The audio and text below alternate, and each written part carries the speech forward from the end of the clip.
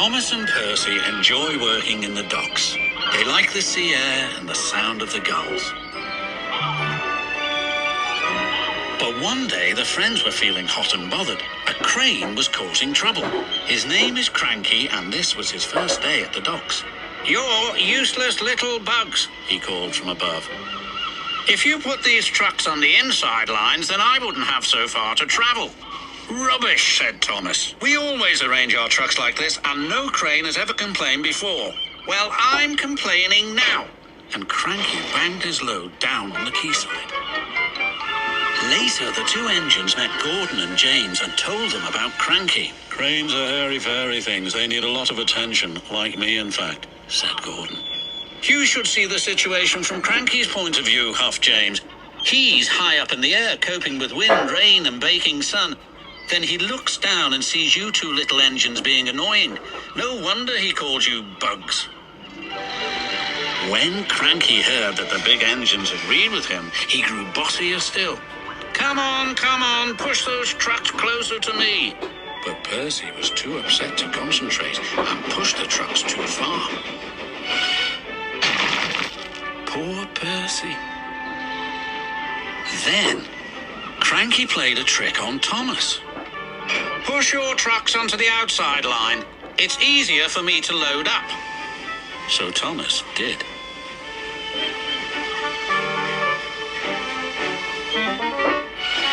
But Cranky left the loads beside the trucks, not in them. "You must have known my arm can't reach you there," complained Cranky. This mix-up caused confusion and delay. The Fat Controller was most upset. "Thomas and Percy, this new crane has an important job to do. I have heard that you have not been helping him today. You will go to your sheds and consider how you will improve yourselves tomorrow." Now, Thomas and Percy were upset too.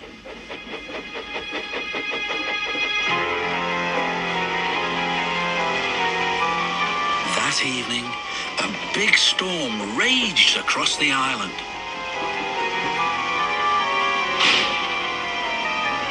Cranky and the big engines were trapped at the docks. "We're sure to be safe in this shed," said Duck. But he was wrong. The engines had no idea that they were about to be put in great danger by an old tramp steamer. It was out of control and running aground straight into the sheds.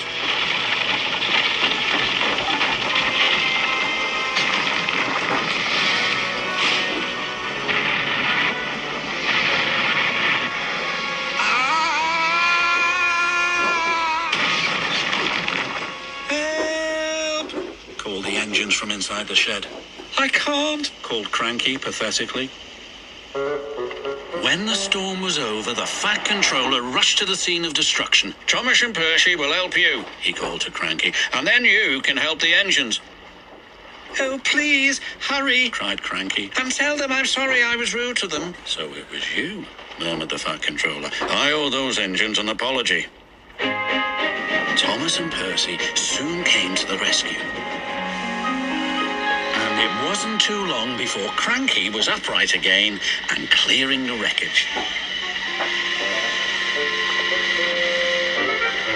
At last, all the engines were free. "Oh, thank you," said Gordon. "What would I have done without you?"